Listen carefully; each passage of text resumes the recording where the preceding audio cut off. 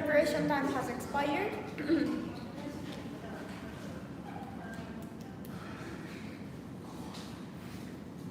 Before starting the speech, ビトンは書いてくれてますね。ありがとうございます。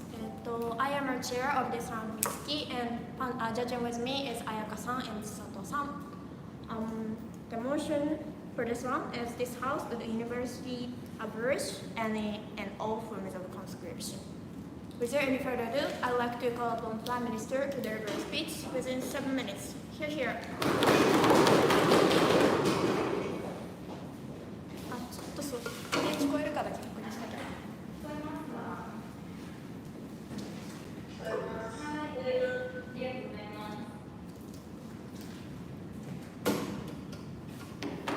オンラインの人とかもいるんで、POI の取り方とかは事前に言うようにお願いします。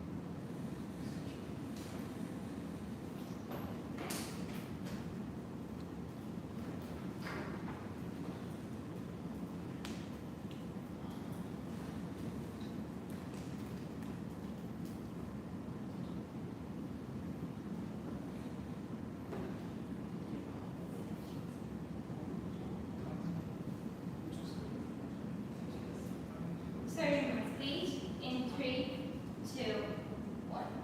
If one nation reinforce their military power, so in the other side of the house, in the other situations, that another country incentivize the other country will be incentivized to empower and reinforce their military power. In other situations, the war gets worse and worse, and the harm gets worse and worse in that war. I really believe those kind of situations is really harmful to the society and in the whole world, so we strongly need to propose a solution.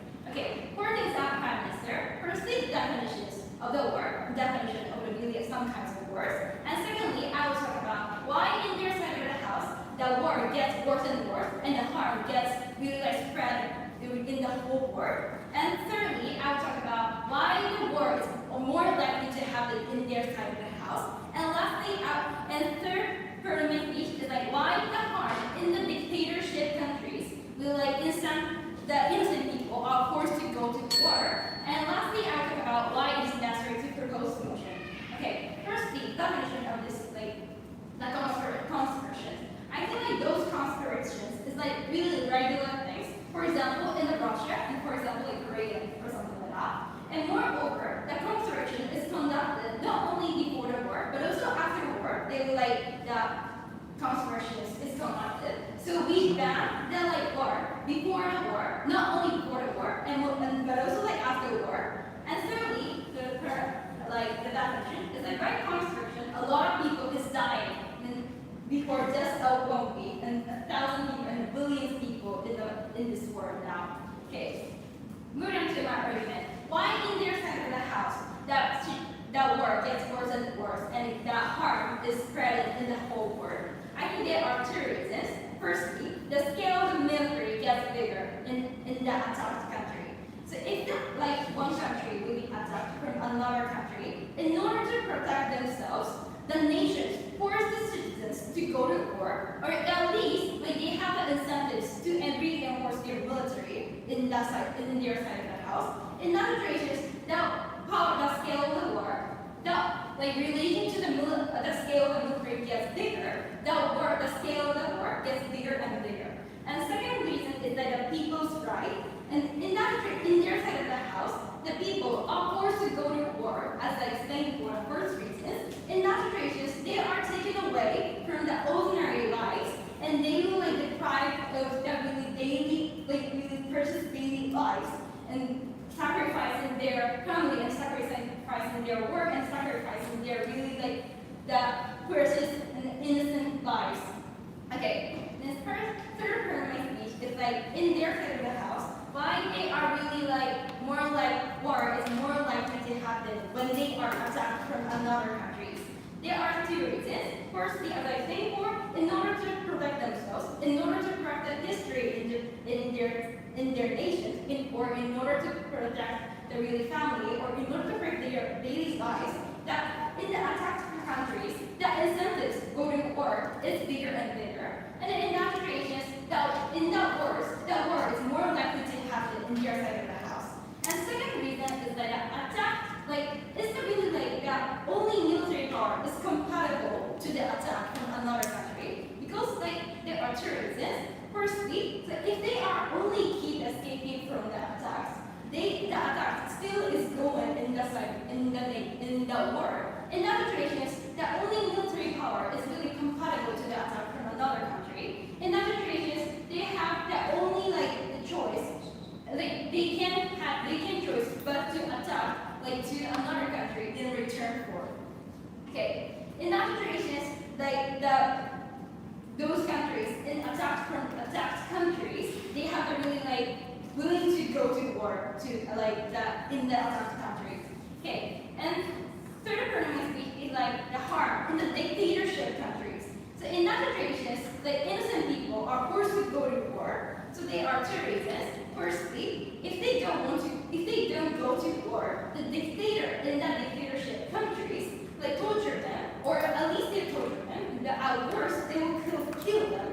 Therefore, like for example, like in Russia or something like that, in that countries they force the citizens to go to war. Like and in that situation where the citizens like rejected those like that request, they will be killed from the dictatorships. Because like those dictatorships have a really like, strong power in their side of the house. And second reason is that in the dictatorship countries, like in the like court of fear to the dictator, the citizens will even though they don't follow the dictatorship goals, they will have the incentives to go to war for fear that they will be killed, for fear that they will be tortured by the dictator. Okay, and why the last part of my speech is why it is necessary to propose measures. There are three impacts. Firstly, that in terms of the innocent peoples, they are deprived of the really innocent, precious daily life out of the blue if the war happens. For example, like red paper in Japan, really that in those situations, the people get red papers out of the blue, in the only daily lives. In other situations, they are deprived of the daily lives out of the blue and really act really suddenly and without knowing it. Okay, the second impact is those feeling that young people will die in their side of the house. They will moreover, they will lose their family and they will lose their friends and they will lose their job and really sacrifice everything and go to work. Okay, the second and last impact is power balance and the part in the war. There are two characterizations in the impact. Firstly, the scale of the war gets bigger and bigger in their side of the house. In other situations, bigger and bigger the war gets, the more and more people will be died, and more people will be tortured at least. In that situation, those situations is naturally really harmful in their side of the house. And moreover, that war, not only in that one nation's military power, but also in the another country's military power gets bigger and bigger. In that situation, the war as a whole really gets bigger and bigger and it's really harmful in your side of the house. Therefore, very happy to propose. Thank you for listening. Thank you for your nice speech. Next, I'd like to call for leader of opposition. Here.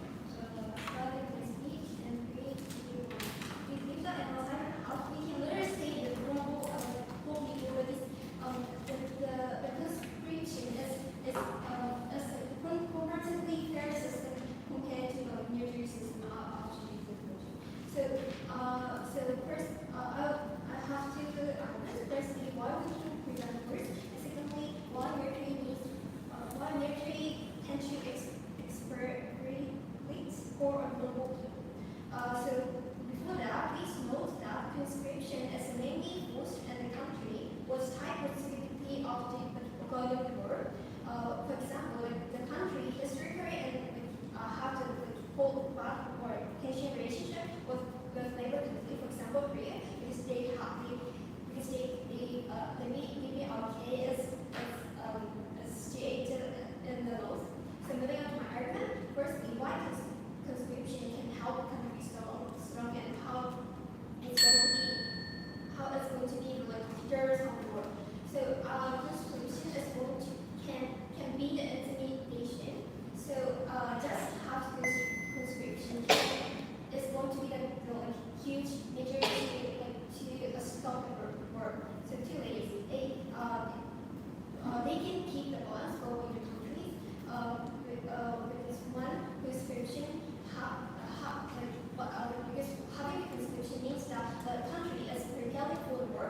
That means that it's difficult to attack the country and invade the country. Secondly, the passport.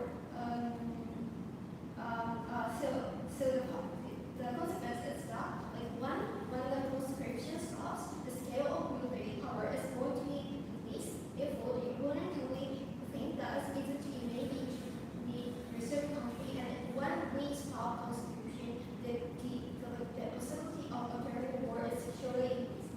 And another reason why the war is going to happen after in the side of the house is that more people will easily think to take or to occur the war as a measure of like seeking the like better the financial benefit or like other benefits, and because they don't feel the situation as dangerous or because they undervalue the situation in the status quo. They don't because as a lot of like every the person individual from every class was sent to the military because of the conscription. Therefore, like a lot of people realize the problem, but a lot of people realize the reality.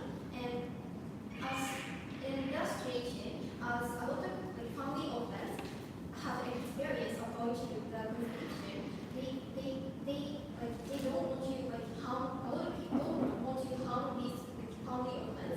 Therefore, a lot of people want to have incentive to avoid the war because they want to hurt the war. And however, in their side of the house, like only like the poor people or like one people are forced to like go to the rich. The rich people do not experience the situation. Therefore, Why? yes. Do you think that like we are going to force poor people to go to the military? I'll talk it later. So, politicians or the very rich people is likely to think that like, military is like they think they're likely to think that they can explicit military and they can like easily think that to take to occur the war. The issue here is that like, we are likely to the war is unlikely to happen. We can save people. So the military officers do not move by guns or bombs. And also we can see the Stephen and me. There is going to be less damage on social as a whole on the country. Once the war happens, it takes years and it has the worst damage on economic or education and hospital and all forms of normal life is going to be gone. So in the long term, war is going to be a little part of this country. Preventing war is very necessary. And secondly, to impact the stuff, even if war occurs, we can more likely to collect country because as we maintain a certain number of military officers because of the conscriptions, we are likely to have more chance to protect our country. And moving on to second point, why military is going to force more people to go into the military. So when conscription stops, the military need have incentive to recruit more people because they need because obviously the number of people is going to increase. So military, therefore, at this point.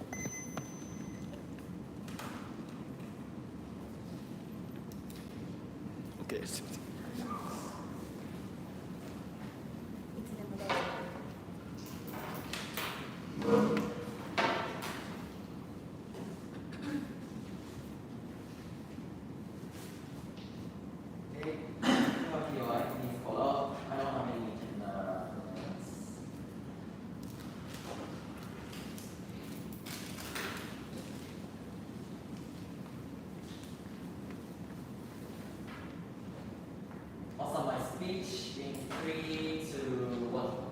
There was their side was on the wrong premise that the poor people will be forced to join, and the poor people will have more chance to, they will be forced to join the military. But that was the main impact, and that is not true.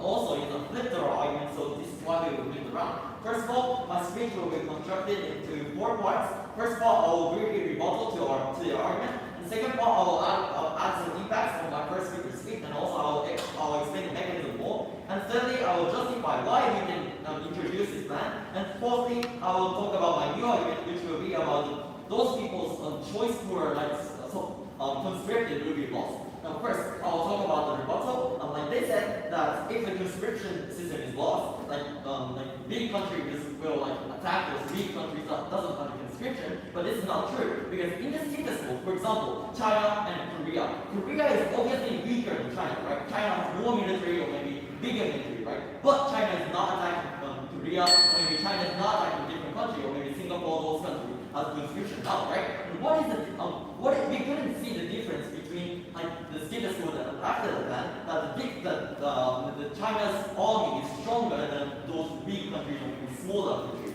And we couldn't see the mechanism why they are able to attack them, because they did not attack them in the status quo, right? And next, they said that those privileged people will have less chance knowing about the war, but this is not true, because think about the compulsory education. Those privileged people are going through the compulsory education, right? And the education tells you that war is not good, or maybe war is not bad. War is the thing that you can't make again, right? So also the privileged people already know the fact that the war is bad, or maybe what happened in the war. Like we see videos, we are taught by teachers how bad war is. So that is not true. And lastly, the argument that those poor people will join up, will be forced to join up, maybe have the only choice to join the army. But this is a flip argument. Isn't it good for the poor people to join the army and earn a salary?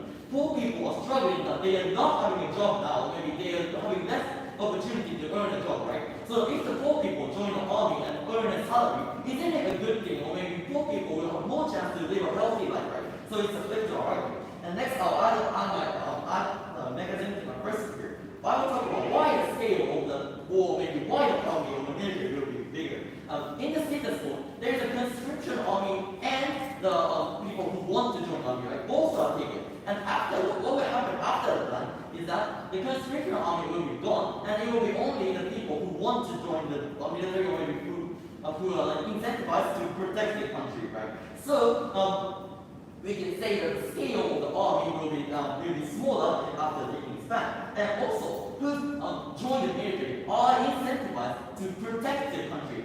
Look, there are less people who are wanting to attack our country. They are wanting to protect themselves, maybe protect their loving country, right? So in this, what they said was that they will be attacked easily, but it's not true because, for example, in Ukraine, they are attacked by Russia, right? And many people in Ukraine are fighting back to protect their country, protect their beloved country. But in Russia, what is happening is that Russia is taking this conscription system, right? And they're using the dictatorship, and they're torturing people that doesn't join the army, or they're killing people that refuse to join the army, right? So what is happening is that the country who are attacking other countries are using the conscription system to make their army bigger, or make their military bigger, and who are protecting the country are not using the conscription system, or maybe they're using just the feeling to protect their country, maybe protect their beloved country. So after taking this plan, the scale will be smaller. And next I'll talk about justification. They said that there is no justification to take this plan because those countries that introduce this conscription is in a danger that bigger country will attack them. But this is not true because, as I said, as the example in Ukraine, they have the incentive, or maybe those people in the country have the incentive to protect their country even if they don't have this conscription system. They are going to protect themselves, protect their country in order to protect their family or in order to protect their land and those kind of things. So the thing that they said doesn't stand. And yeah, and also as you can see the example in Japan, there is like a smaller amount of military and they are protecting themselves, right? And we are not introducing conscription. Why this happens is that there are some people that wants to protect their country or maybe that wants to protect themselves by joining the military. So even if we don't introduce conscription, there is no problem in this motion. I think what we're doing in Japan. And thirdly, hopefully I will go on to my next argument. It's about those people who are people that doesn't necessarily want to join the army, are forced to join the army, or maybe forced to join the military. Now, people that are conscripted have a unique harm by joining this army. First, they might die during the training, of course, right? Because they are going to use a gun or maybe they are going to use a missile. This is unique in the conscription. Because those people who doesn't want to join the army have no chance using a gun or maybe a missile in a daily life, right? If you don't like pick up a gun and shoot other people.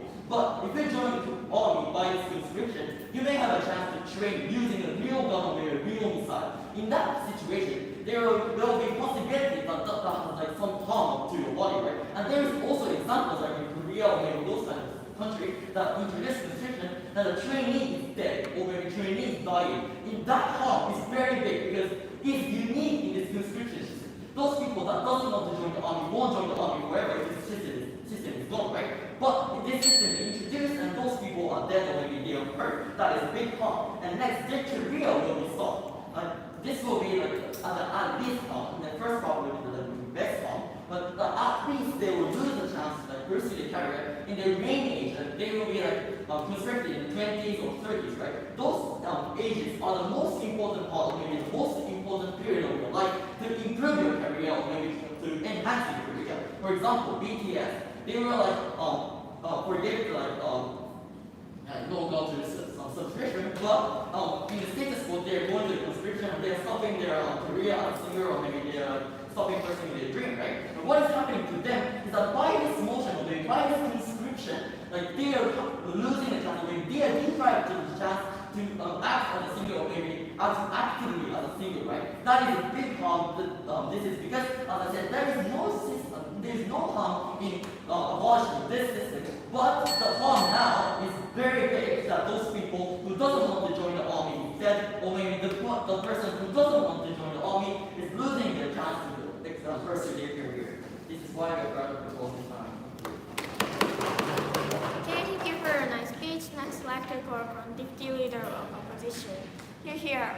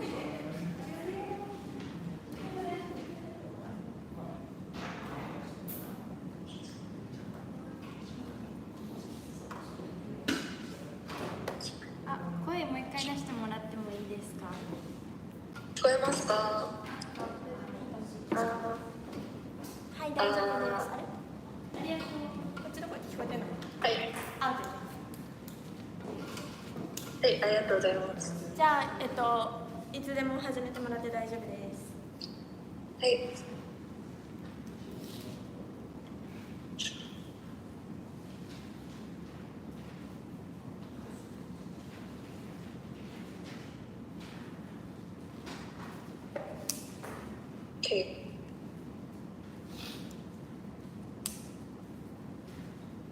Starting my speech in 3, 2, 1. First, to clarify the context, they never engage with the context of the countries that actually employ this conscription system. We already said from the LO that it's likely to be in countries who are in like an emergency situation, like where war is possible to have an outbreak. For example, we have like Thailand or like Korea or like Russia, Israel. These countries are the ones that actually employ conscription. They never engage with this characterization. Why this is likely is because the incentive of these countries is to, first of all, be able to have like the military power to protect their countries in the first place, but their ability to be able to justify the conscription system because they're in an emergency state. Second, I'm going to do 3 things in my speech. First, I'm going to explain why, principally, the government has the right to restrict the freedom, engaging with their point about the harms of people who are conscripted, which we think is very, very minimal. But second, I'm going to extend on the case about how, on our side of the house, we prevent war to happen in the first place, mitigating largely their harms of how scale war becomes bigger. But third, I'm going to talk about how this is good in order to reform like the working environment of the military, which does not only bring benefit to the poor people working there, but also all the person working inside the military, which they failed to mitigate. So first, in terms of principle. So they talked about like people getting conscripted, etc. It's like taking away the right of the freedom. Why the government has the right to restrict freedom? 2 layers of analysis. First, we think based on our context, in cases of emergency, like when war could break out at any time, we think that it is justified for the government to restrict the freedom of citizens to protect as much people as possible. The obvious example is, for example, in the COVID situation, there was a lockdown done in like many countries in order to protect the health of many people. We think this situation is also similar, where they have to employ conscription in order to protect their countries. We think this is justified. But second, in general, the government already restricts the freedom of people in return for like safety or in return for protection. For example, they tax people in order to gain that money and actually like redistribute it or build infrastructure or like public services, etc. We think that this is completely fine, and conscription also falls in this category. And therefore, like there are harms about like conscripted people, which will be rebutted by my whip speaker, is justified and like non-significant. But second, I'm going to talk about how we prevent war to happen in the first place.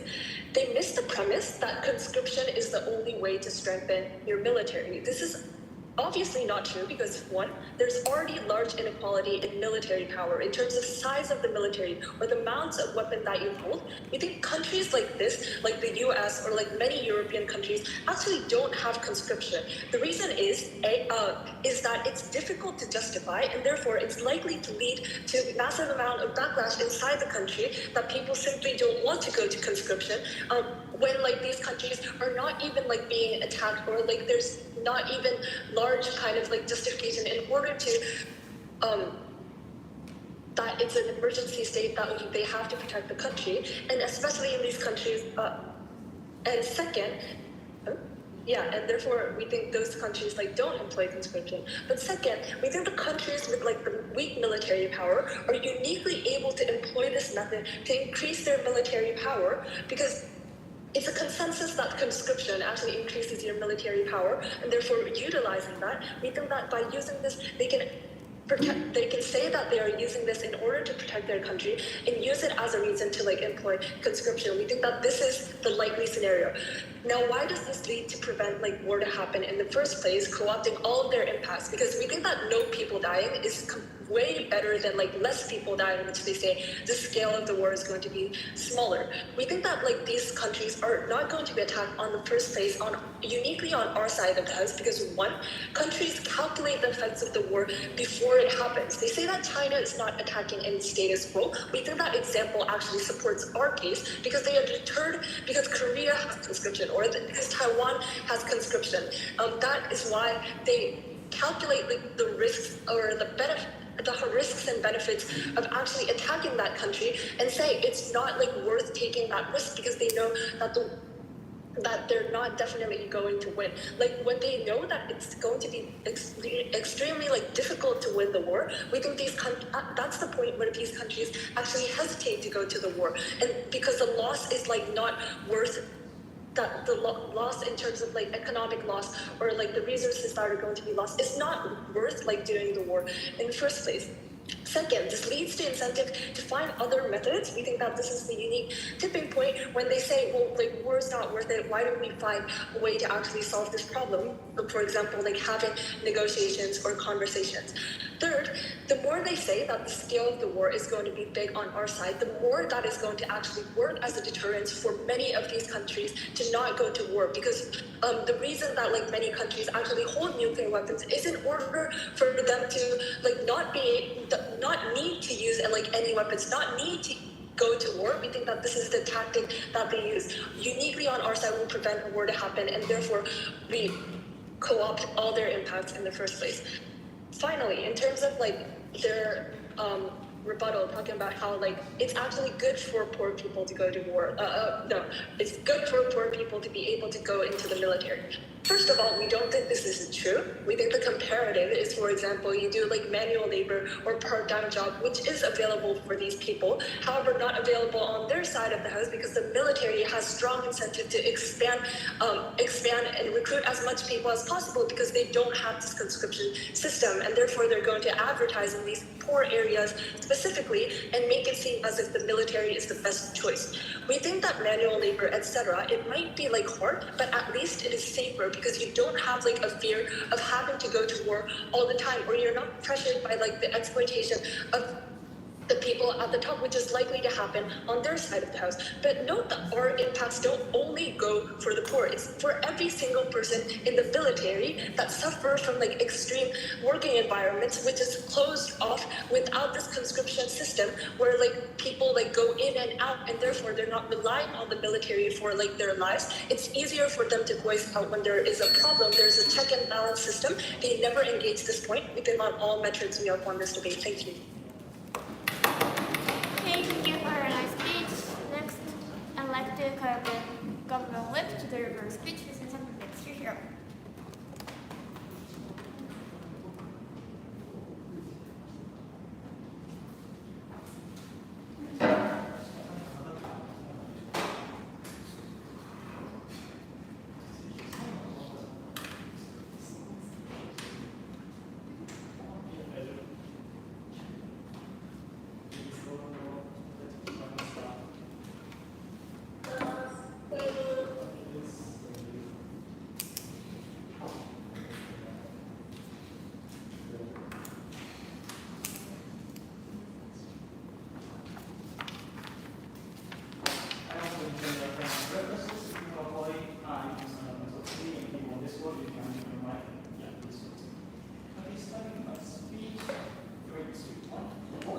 They likely believe that Conscription can work perfectly as a deterrent of war, but this is not true.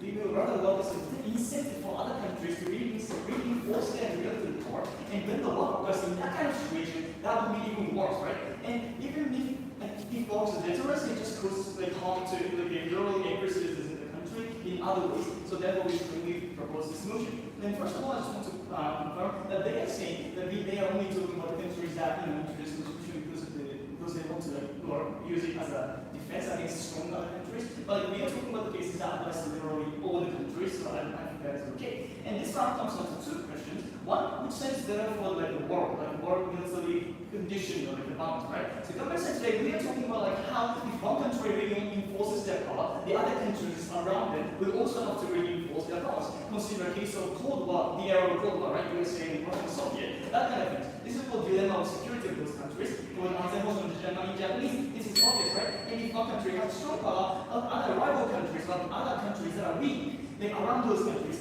have to reinforce their powers. Because even though the Conscription was for the defense, nobody knows the true intention of the country, right? Other countries that are even weaker than those countries are going to be scared of the country because they don't know if they're going to attack, they don't know if they're going to use the force to defend, right? So nobody knows the true intention, and other countries are going to feel pressure or fear. So they're going to have to also, increase the amount of, the military power, for protection of their countries, right? So it's just going to cause vicious circle around the country of like all the countries increasing their, military power because all the countries want to protect their citizens of their countries, right? And when that kind of case happens, such as a Cold War, right, the risk will be much higher when the war occurs.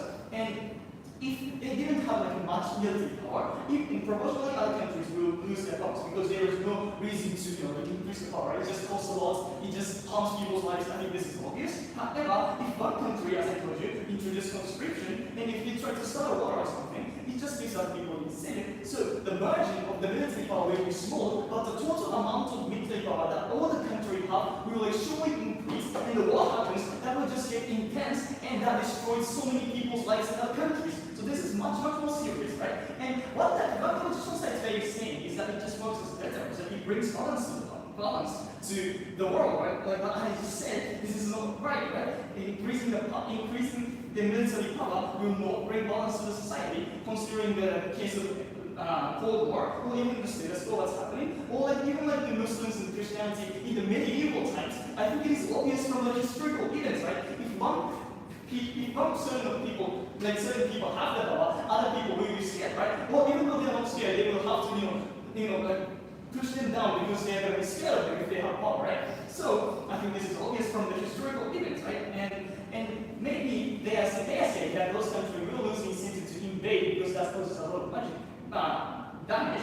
Maybe this is for short term, maybe this is yes, but like considering two cases. One, if they have like the same amount of military power in the status quo, as I told you, because of this dilemma of security or whatever, I don't know what to call it in English, they're just gonna have to reinforce their military power, right? So that's just gonna make it worse because right? And two, if they are like inferior to powerful countries such as South Korea maybe, they're just gonna lose anyway, right? Even no matter if they increase the amount of their soldiers or tanks or whatever. And also, if they do so, if those strong countries have strong incentive to invade the countries, they're not gonna stop, right? Like, I think this is obvious. Because they're just gonna invade, they're gonna lose. It's just making the war intense. It's just making more people on both sides. But on the both sides, so many people are gonna have to die, right? So this is not okay. And we don't want the maximum, power of those countries. We want like an actual suitable power, right? And like we can't protect those countries because it's just risking the people's lives. It's just giving incentive for other countries to reinforce their military system. So therefore, considering the case, which side is better for like the world, like military system of the world, I think we win. And considering the second class, which side is better for like people living in each country? So we gave you two cases, right? About like dictatorship countries and about like how it harms liberal citizens best. And our case one was that in the kind of situation like the Russian-Ukrainian war, like in the situation, the countries that take dictatorship, they have a high risk of like being ordered. The citizens living in those countries have a high risk of being ordered to join the army, right? Considering the case of Russia, like Russia government literally collected like every citizen from like even Siberia to join the army to go to Ukraine, right? And if they didn't obey the orders, they're gonna be killed. So they're gonna have to, they all had to go to the war zone, right? And what happened is that the leaders, only leaders have the incentive to, invade Ukraine. However, everybody already had to die, right? Because even though they were innocent citizens who didn't want to fight, they just had to follow the orders so they were killed. On the other hand, people who are protecting their countries, such as Ukraine in this case, they don't want to die, right? They want to protect their countries. They have these kinds of incentives to fight against those invaders. Therefore, this can work as a justification that those protecting or defending countries do not need conscription, right? And this is obvious from the previous event of Ukraine, right? People were fighting and they just faced the same right now. So they didn't get like much damage as I think. And in the case of Russian, invasion, well, like 10,000 people died, right, in the Russian army who were brought to forced to go to the battlefields and they were killed, right? Conscription doesn't rescue people's lives at all, and it's wrong to use this kind of power when they are invading the country. And our third case was that there's a high risk of death during the training, that kind of things. I think South Korean conscription could be a good example. It is said that 1 or 2 people die during the training every week in South Korea's conscription. So this is not okay for them, right? Even if that was the worst case that we are talking about, even though it doesn't happen that often, it just gives people like injuries, it gives people harm to their careers, so this is not okay. On the other hand, we're not talking about like how poor people will suffer if they don't have conscription. 4 layers of examples. One, they couldn't explain why poor people don't have a choice except for military recruitment, right? Or conscription, military recruitment. So this is not the only way they can get money, or they couldn't explain how they're suffering, so this point understand. Two, if they introduce conscription, if poor people suffer, then on the conscription, if we use conscription, both rich and poor, like, they're already everyone gonna suffer, right? Everybody's gonna get exploited. So I don't think we have much more damage. And three, I think as a consequence, poor people literally get money, right? If what they said was true, and if it works as a deterrence perfectly, then war will not occur, right? So they're just gonna have to go through training and getting a lot of money, and I think that is okay for it. And four, considering the case of Ukraine and Japan, even though in the war, those group of people are not forced to go to war right in Ukraine. And two, Japan, if we take this most self-defense concept where a lot of people are getting exploited, I don't think so. So considering all these two factors, we being around. Thank you. Okay, thank you for your speech. Next, I'd like to correct the position with their speech. 7 minutes. ちょっと待ってください。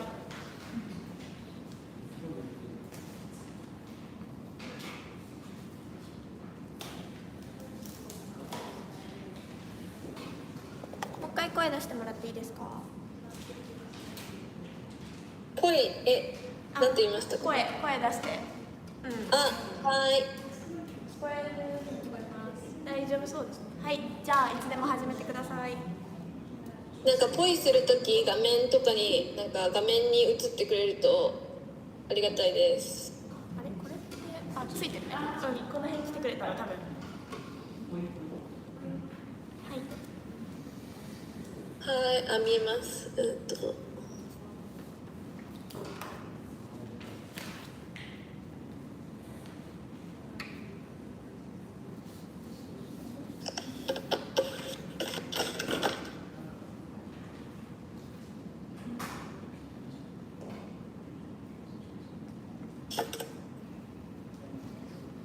I will start my speech in 3, 2, 1. We clearly took this debate because of the actor vulnerability, because of the likelihood to increase the war, and also the principal argument. So I'm very happy to oppose.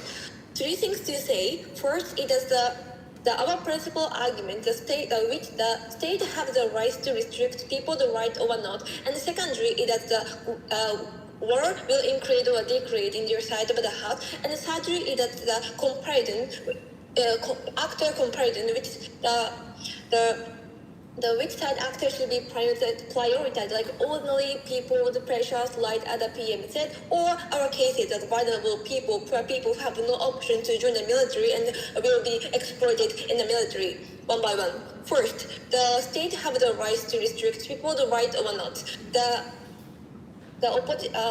Government side were trying to say that the state have no right to restrict the people the right in the first place. However, I don't think so, as Natami clearly told you, because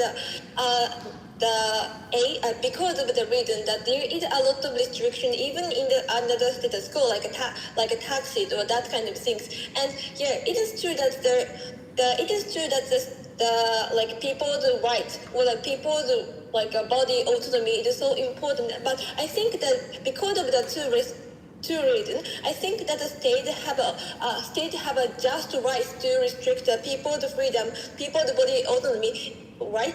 Is that because of the abnormal situation, it is the right to prioritizing the majority, prioritizing the number, prioritizing the general public. Yeah.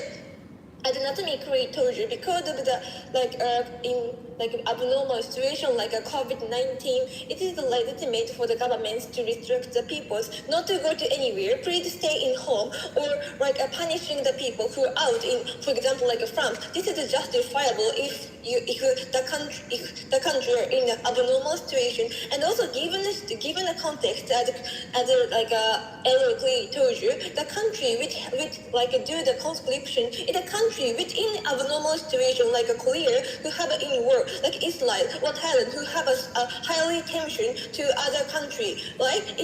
So given that context, I think that that kind of a principle, like abnormal situation, will be applied to this motion, right? And B is that to protect national security, it is justifiable. Please imagine you lose our freedoms of mobility because you often you lose your freedom of mobility. Like you cannot go to Thailand, you cannot go to India if as long as you pass the airport, as long as you have to go to a governmental censorship, and then you can go to airport and then you can ride the plane and go to other country. Why this is justifiable? Why the state, why the government, why the airport have the right to restrict the people's freedom, autonomy to go to anywhere, to go to like other country? It is because of the fact to protect the national security. If the country, if the state allow the people to go to anywhere, people to go to Russia or like North Korea, it's very to go to like Taiwan, to go to other country, it is like risky for the country. It's really risky for the national security because of the bomb, because of the gun will be like in your country. In such situation, to protect the national security, it is justifiable and legitimate way to countries to like restrict the people's freedom of mobility, or freedom of like body autonomy in the first place. Because of the two reasons, it is true that the ordinary situation or like except the national security, the state have no right to restrict the people's right, precious right to like self-autonomy. However, because of the two reasons, as I give you, like abnormal situation and the national security, it is justifiable and completely justifiable. So I think that the state have the right to restrict the people's life. It means that our right side clearly took this principal argument. Moving to my second argument, why which side will increase or decrease? Government side said that the war will increase. Government side argument is very simple. Like if one country like reinforce the military, and then other country do that, and then the more and more risk and scale will be bigger. However, there are other ways to reinforce the military, and my partner Natimikuri told you, like other than conscription, like increasing weapon, developing a new weapon like a nuclear power, like but conscription is uniquely accessible for the weak country. It requires comparatively less money than buying weapons, developing a nuclear missile, or that kind of things. So I think it's very equal way for the very like weak country who have no like factory, who have less money, but they have a population. It means that it is very equal ways. And also the increasing of the military power is not something bad as long as it is equal, as I said before, and Haruka clearly told you, which only the war would only happen on our it means that it only happened on our side of the house uniquely. This increase when there is a large inequality in the first place. It means that in our side of the house war will definitely decrease. In their side of the house war will definitely increase. On the other hand, opposition side, what the opposition side is saying is that the war happened. What opposition side said is that people likely. Our argument is very simple because the people, general public, will likely to vote the politician who want to cause the war. To that point, the MG were trying to say that it's not true because that the education works, compulsory education, everyone see the videos, so they okay. However, I think that they to trust the education in the first place because of the fact that a lot of countries, a lot of US or Russia also peace education were held, but it not worked, right? And even if it works, it returned your country to battles or attacks to a same or equal country.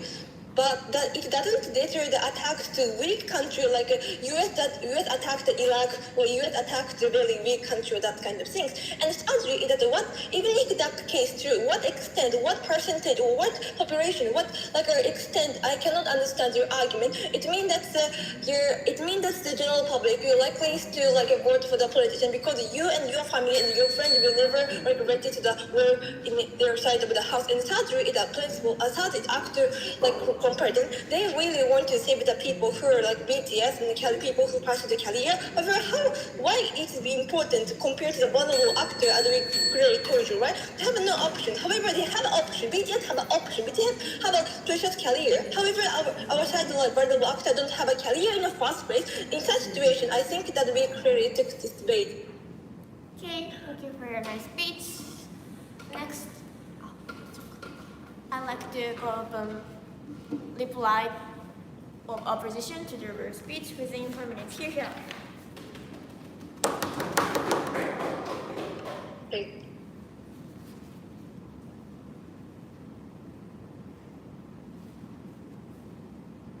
Starting my speech in 3, 2, 1.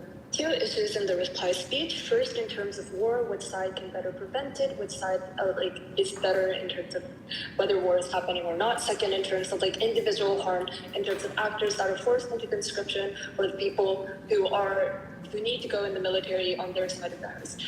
First of all, let me weigh issues. We think that the issue of the war is comparatively more important than individual harm, although we win on both metrics because it actually talks about whether people die or not. We think that this is an urgent and actually terrible impact that we should protect at all costs, and therefore we think we should weigh that over individual harm. But first, going in terms of issues of war.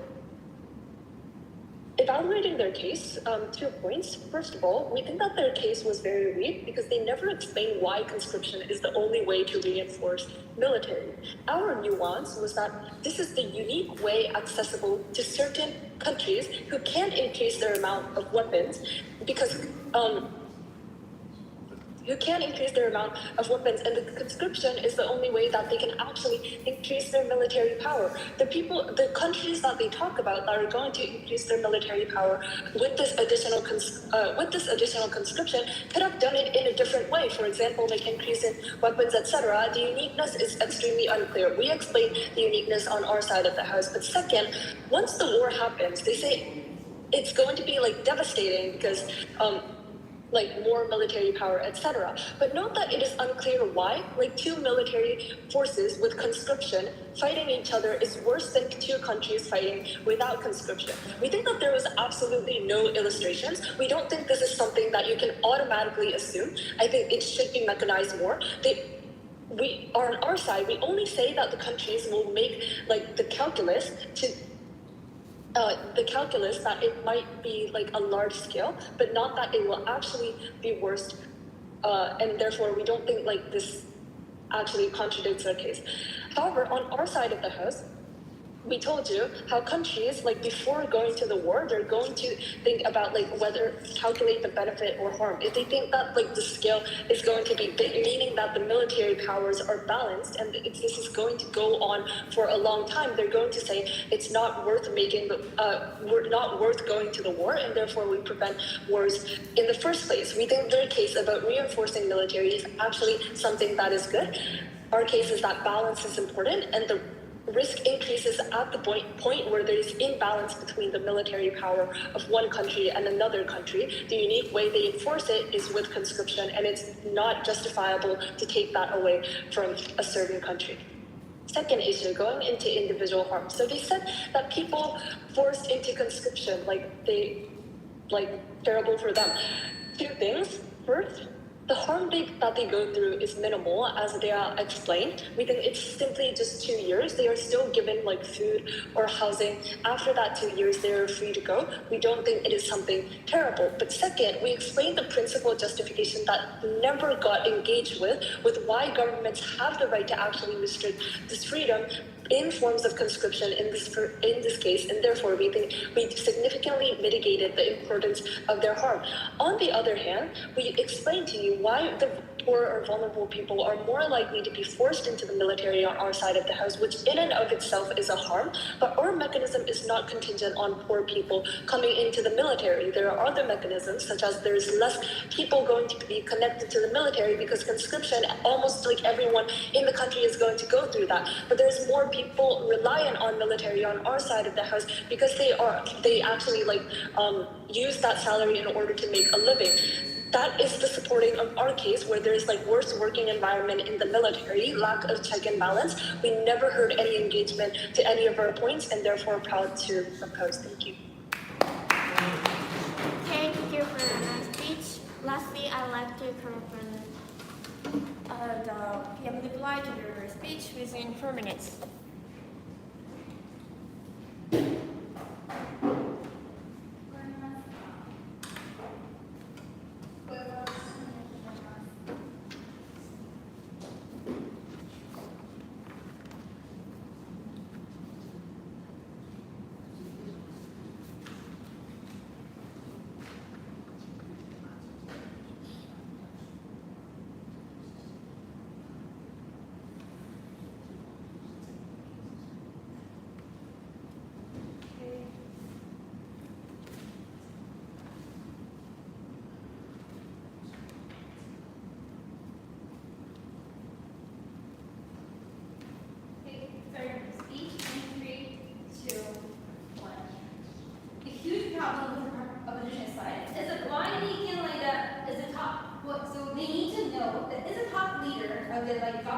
who decide military is going or not, and whether like go into war or not. So in that basis, and moreover, even if the principal argument says that our scale argument of the scale of the war is surely happiness, so therefore we strongly need to propose and with this thing. Okay, one by one. Firstly, so they are only explaining about their countries or the concerned country and the only one country, but we are talking about the whole world scale of the harm.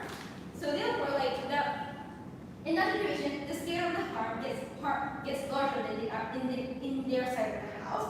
Because and there are two reasons. Firstly, that in terms of weak countries, that really don't have much really power in the military point. In other cases, those countries have the incentive to protect themselves. So in other cases, that will be if a strong country that reinforce their power. In other cases, that relations to those the military power get bigger. In other cases, the weak country have the incentive, also have an incentive to reinforce their power, military power. In other cases, the harm gets more intense in their side of the house. Therefore, the damage in the war gets bigger and bigger in their side of the house. So the moreover, so it's really difficult for each country to distinguish whether that reinforcing power is really true intention to invade or to protect, but they are only protect yourself in the really out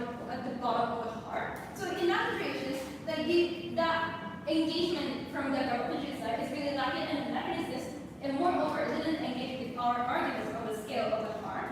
And moreover, they need to explain why they can abandon the potential large harm of killing people over one country really on that safety or something like that. In that cases, even if those personal arguments stands, that our, as I explained before, that for these two reasons, that even if those personal arguments stands, that our argument or the harm of the scale is surely happening, is really standing on display.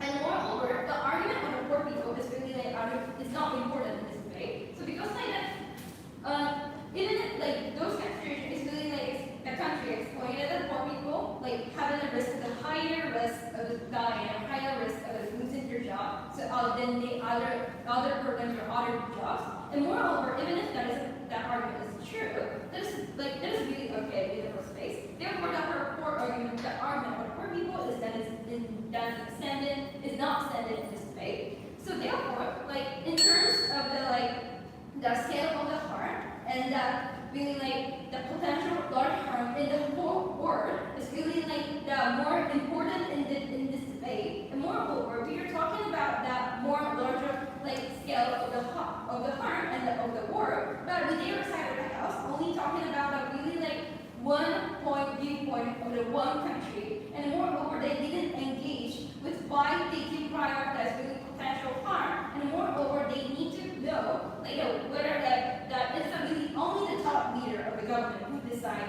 to go to war. In other cases, the military are forced to go to war. Therefore, those scale is that of the scale is truly happening. It's more likely to happen in your side of the house. Therefore, it's very happy to propose. Okay, thank you for a nice speech and thank you for all debaters.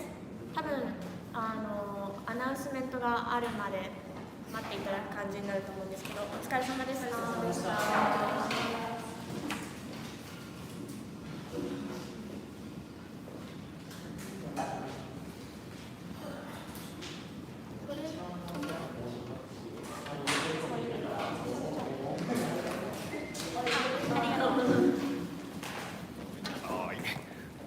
よいしょ。